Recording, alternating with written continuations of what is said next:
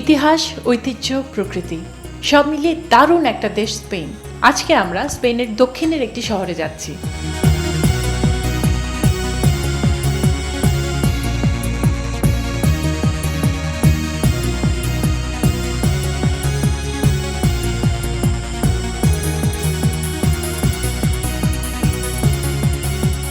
Circle the globe, Spain. Madrid এবং Toledo শেষ করে মাদ্রিদের সাউথে আমরা রওনা দিয়েছি। Destination আন্দালুসিয়ার Cordoba. মাদ্রিদ থেকে কর্ডোবার দূরত্ব প্রায় 450 কিলোমিটার। এখনও কর্ডোবা পৌঁছায়নি। রাস্তার মাঝখানে একটা হাইওয়ে রেস্টুরেন্টে নেমেছি।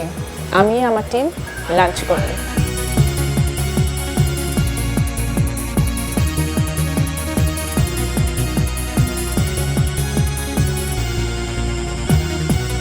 আমার স্যালাড চলে এসছে। এটা একটা ফিশ ভেজিটেবল স্যালাড। বাঁধাকপি, গাজর, অলিভ, এটা হচ্ছে শিম, মাছের টুকরা, টমেটো, এই সবগুলো মিক্স করে একটা স্যালাড বানানো হয়েছে এবং এর সাথে দেওয়া আছে এটা vinegar, olive oil, paper, salt. এখানে কোনো কেচাপ নেই কারণ ভিনেগার এবং অলিভ অয়েল স্প্যানিশদের অনেক পপুলার, মানে মিক্স করে খাওয়ার জন্য আমরা যেমন কেচাপ খাই, চিলি সস খাই, স্প্যানিশদের এগুলো পছন্দ। সেই সাথে আমাকে দেওয়া হচ্ছে একটা ব্রেড, স্প্যানিশ ভাষা বলে পান, এবং এরপরে আমার মেইন ডিশ আসবে ফিশ স্টেক। আমি একটু খেয়ে দেখতে চাই স্পেনের যে মাছ থাকে, স্থানীয় মাছ খেতে কেমন। আমি স্টার্ট করলাম, খুব খিদে পেয়েছে।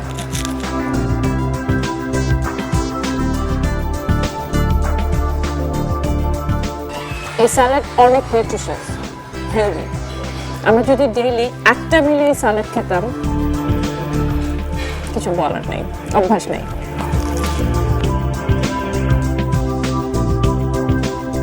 Pollo por ahí. Fish, yeah.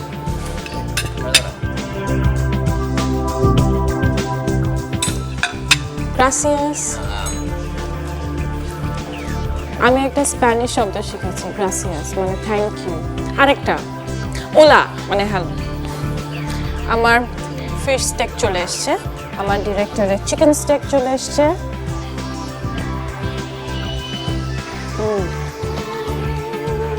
একদম ফ্রেশ মাছ। অলিভের একটা ইনফরমেশন দিই, আন্দালুসিয়া কিন্তু অলিভের জন্য খুবই বিখ্যাত। আন্দালুসিয়াতে অলিভের চাষ হয়, অলিভগুলো একদম ফ্রেশ।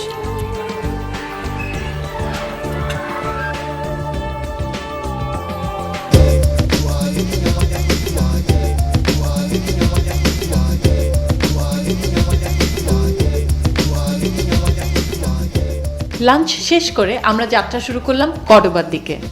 আমরা যেই সময়টায় আছি এটা শীতের শেষ এবং গ্রীষ্মের শুরু।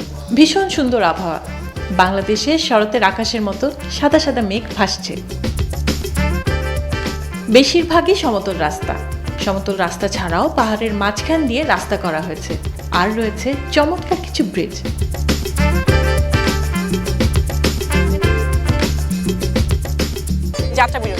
যাত্রা বিরতি না নিয়ে পারলাম না, কারণ পৃথিবী বিখ্যাত স্প্যানিশ অলিভ অয়েলের চাষ হয় আন্দালুসিয়াতে। আন্দালুসিয়ার কর্ডোবায় আমরা যাচ্ছি, যেটা মাদ্রিদের সাউথে, এবং আমরা যেতে যেতে রাস্তায় এত সারি সারি অলিভ গাছ দেখলাম যে আমি না নেমে পারলাম না। আমি একটা অলিভ গাছের সামনে দাঁড়িয়ে আছি এবং আমি একটা, এই যে এটা একটা কালো অলিভ, আমি এরকম একটা অলিভ টেস্ট করে দেখেছি। তিতা তিতা, কারণ আমার মনে হয়েছে এটা এখনো অলিভের যে টেস্ট ওরকম বড় এখনো হয়নি, বা ওরকম বয়স এখনো হয়নি। এটা আরও কিছুদিন পরে নর্মাল যে অলিভ আমরা খাই, বোতলে করে কিনে খাই, স্প্যানিশ অলিভ যেগুলো, সেই ফর্মে চলে আসবে। তখন এগুলা গাছ থেকে ছেঁড়া হবে এবং এরপরে এই অলিভ থেকে কিন্তু স্প্যানিশ অলিভ অয়েল তৈরি হয়। অলিভ গাছ 26 থেকে 49 ফিট লম্বা হয়, আর পাতা 4 থেকে 10 সেন্টিমিটার। নর্মালি অলিভ গাছ থেকে অলিভ পেতে 15 বছর লাগে। ওয়েদার এবং লোকেশনের উপর ভিত্তি করে লেট নভেম্বর থেকে মার্চের মধ্যে অলিভ সংগ্রহ করা হয়। হাতেই ম্যানুয়ালি অলিভ তোলা হয় বা ট্রি শেকারও ব্যবহার করা হয়। সাধারণত 2 ধরনের অলিভ হয়, একটা কালো, একটা সবুজ। তবে কোন সময় তোলা হচ্ছে তার উপর নির্ভর করে বিভিন্ন রঙের অলিভের, বিশেষ করে পার্পল আর রেড। আর তেলের ক্ষেত্রে 1 লিটার অলিভ অয়েল বের করতে লাগে 10 থেকে 11 কিলো অলিভ।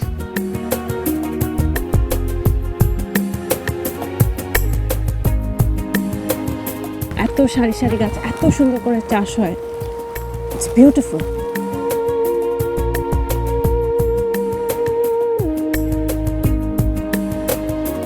অলিভ গাছের সামনে কিছু বনফুল পেয়ে গেলাম, সুন্দর সুন্দর ছোট ছোট ফুল, এত সুন্দর যে ছিঁড়তে ইচ্ছা করলো না।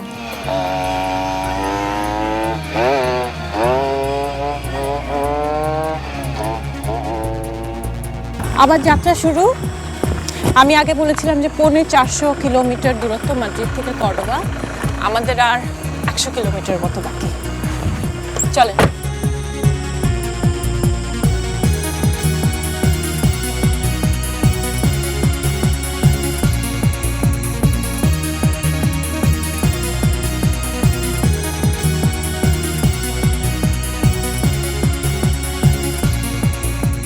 ঠিকানা খুঁজতে সাহায্য চাইতে পারেন লোকাল কারো কাছে, তবে স্প্যানিশ ভাষা কিন্তু জানতেই হবে।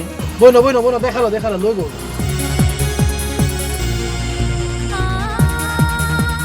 Luego hacia la izquierda, todo hacia abajo. Más abajo, más. Mucho. Ah, esa es la muralla vieja. Ah, muralla vieja.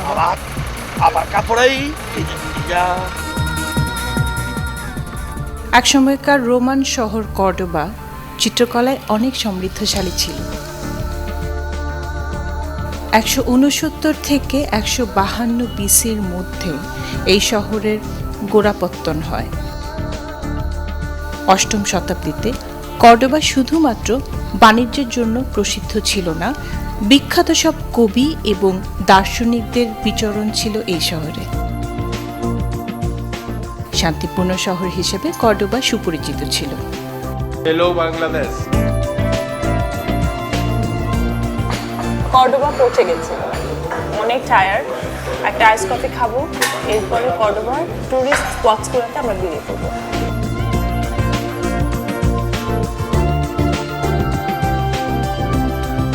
সালে সালে মরিস মানে মুসলমানরা কর্ডোবা দখলের পর থেকে হিব্রু, খ্রিস্টান এবং মুসলমানরা একসাথে শান্তিতে বসবাস করত। শুধু তাই নয়, সেই সময়কার কর্ডোবার আমলাতান্ত্রিক ব্যবস্থা সমগ্র ইউরোপের মধ্যে উদাহরণ হিসেবে গণ্য করা হতো।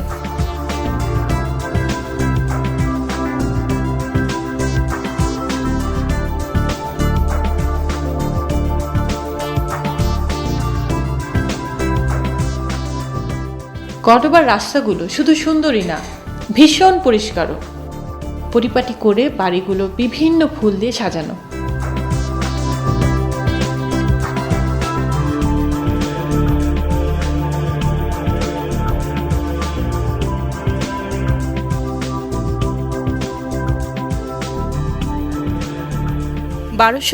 সালে ফার্দিনান্দের খ্রিস্টান সামরিক শক্তির দ্বারা কর্ডোবা পুনরায় দখল হয়।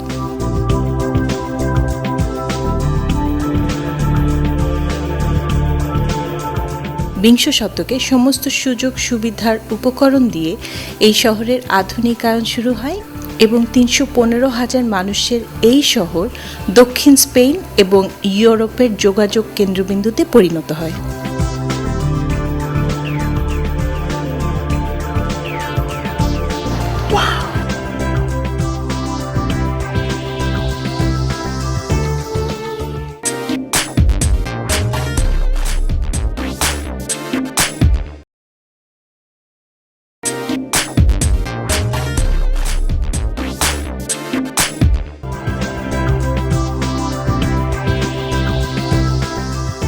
1994 সালে ইউনেস্কো কর্ডোবা শহরকে প্যাট্রিনোমি অফ হিউম্যানিটি হিসেবে ঘোষণা দেয়।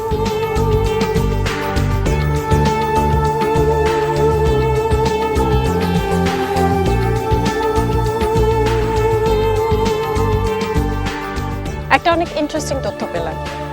11 শতাব্দীতে এই কর্ডোবা ইউরোপের মোস্ট ইম্পর্টেন্ট ক্যাপিটালগুলোর মধ্যে একটা ছিল, এবং এই কর্ডোবাতেই ডিফারেন্ট রিলিজন এবং কালচারের মানুষজন একসাথে থাকতো, যেমন juice, Muslims, খ্রিশ্চানস।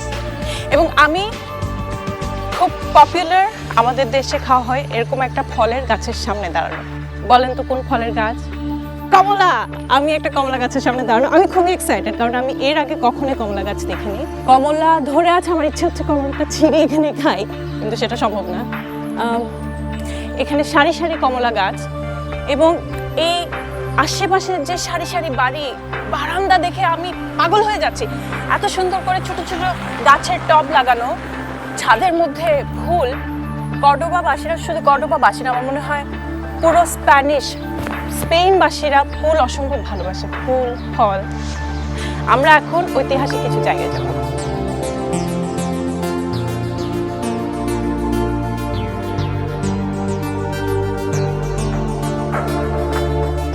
Hola, Puerta de Mezquita. ¿There? Sí, por aquí. Okay. Gracias.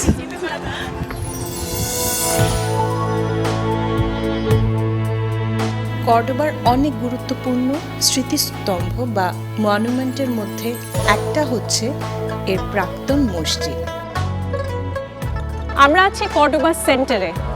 এই স্পটটা কর্ডোবা শহরের সবচেয়ে ফেমাস টুরিস্ট স্পট, এবং আমি যেখানে দাঁড়িয়ে আছি আমার হাতের ঠিক বাম দিকে মেসকিটা দে কর্ডোবা, মানে কর্ডোবার মসজিদ, Cordoba's world famous grandest most beautiful Moorish মস্ক।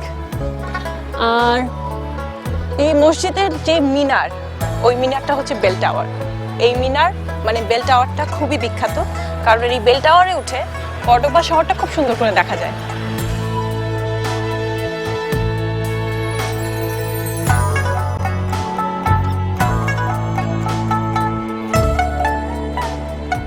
এই মসজিদ পৃথিবীর তৃতীয় বৃহত্তম মসজিদ, স্প্যানিশ ভাষায় বলে মেসকিটা। খ্রিশ্চানরা দখল করার পর মসজিদের ঠিক মাঝখানে ক্যাথেড্রাল স্থাপন করে, যার ফলশ্রুতিতে দুটি পবিত্র স্থানকে আমরা একসাথে পাই।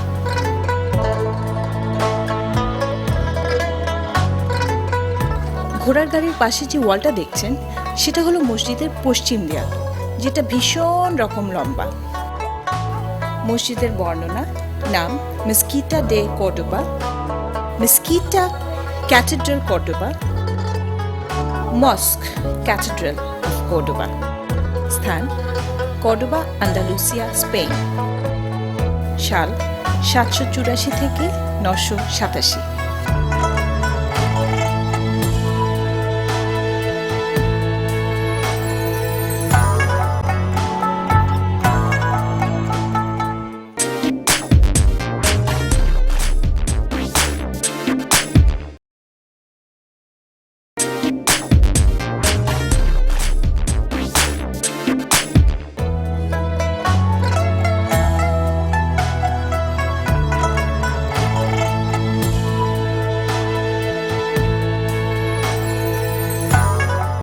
The Mezquita of Cordoba is one of the world's most impressive building. প্রত্যেক বছর প্রায় 1.5 মিলিয়ন টুরিস্ট এই মসজিদটা দেখতে কর্ডোবায় আসেন।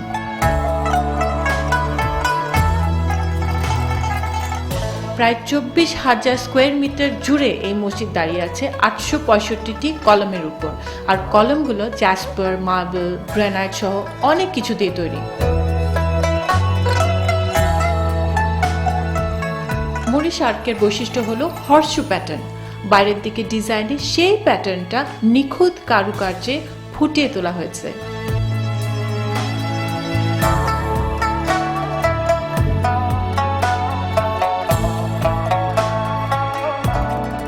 মসজিদের ইতিহাস ক্ষেত্রে দেখা যায় এটা মূলত ছিল পেগান টেম্পল। তারপর ভিজিগথিক খ্রিস্টান চার্চ, খ্রিস্টান ভিজিগথিক চার্চ অফ সেন্ট ভিনসেন্ট থেকে তথ্যমতে 6th সেঞ্চুরিতে এর নির্মাণ কাজ শুরু হয়। এরপর 8th সেঞ্চুরিতে আবদ আল রহমান চার্চের বদলে মসজিদ নির্মাণ করেন, যা পরবর্তীতে আবদ আল রহমান II, আল রহমান III এবং আল মনসুর আরও বড় করেন। এই পরিবর্তনের কাজ চলে 987 সাল পর্যন্ত, কিন্তু 1236 সালে কিং ফার্ডিন্যান্ড কর্ডোবা দখল করার পরে এই মসজিদকে গির্জাতে রূপান্তর করেন এবং 17 শতাব্দীর শুরুর আগ পর্যন্ত এটা গির্জা হিসেবে ব্যবহৃত হয়।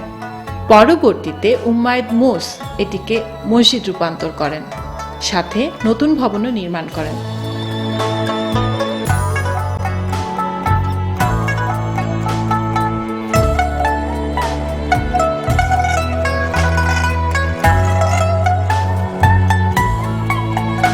কর্ডোবা মসজিদের মেইন ফটকের সামনে আমি দাঁড়িয়ে।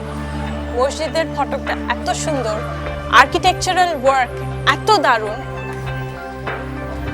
It's beautiful. বিশাল বড় গেট এবং অনেক সুন্দর করে ডিজাইন করা এই গেট।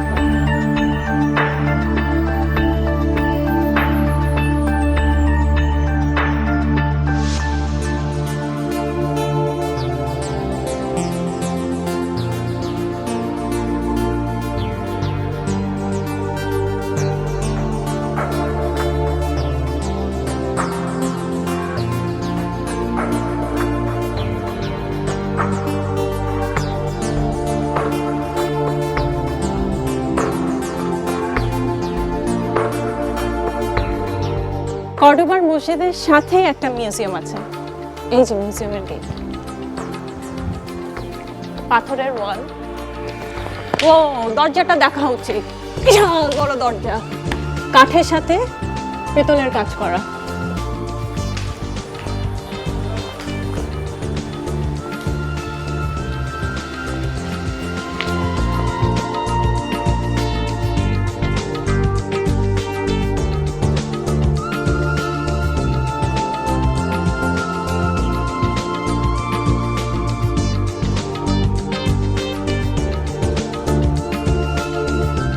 ট্যুরিস্টদের থাকার জন্য ধারের কাছে হোটেলও আছে, এখানে মিউজিয়ামও আছে। ট্র্যাডিশনাল ঘোড়ার গাড়ির আয়োজন ট্যুরিস্টদের জন্য বাড়তি আকর্ষণ। নতুন শহর, নতুন পথ, হাঁটতে অনেক ভালো লাগছে।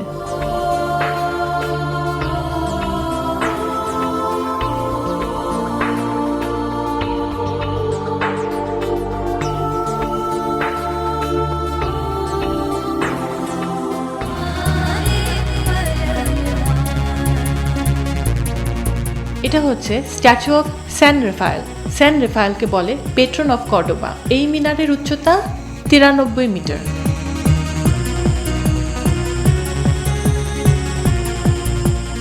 এই স্ট্যাচুটা তৈরি করা হয় 1651 সালে।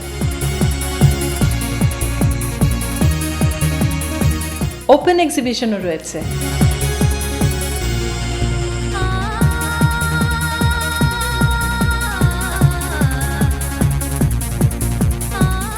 So, are you people the students? You live here in Cordoba? Yes, now. Only for 6 months. And the rest of 6 months? We stay here 6 months. Yes, we stay here. I'm from Bulgaria. She's from Italy. She's from Italy. And she's from France. Yes. Okay, wow. Different places. Yeah. We're here just for one semester to study here in Cordoba because we want to learn Spanish. We want to see Wow. everything here. So, how do you find Cordoba? Wow, it's an amazing city. It's wonderful. I'm really surprised of this city, and you have a lot of things to do. A lot of museum, the Mesquita, Punta Romano, a lot of see to see. And what about? Do you know anything about must-dos? Like, if any tourist come here, that tourist must do this, like flamenco or something like that. What do you want to do most here in Cordoba? Fiesta. Fiesta. Okay. Every day. Yes. Every day while studying. Yes. Yes. We study. We study. Study well. Hello. Bangladesh. Welcome to Cordoba. Thank you. Thank you, gracias. কর্ডোবায় আরও বিশেষ কিছু অপেক্ষা করছে আমাদের জন্য, দেখব আগামী পর্বে।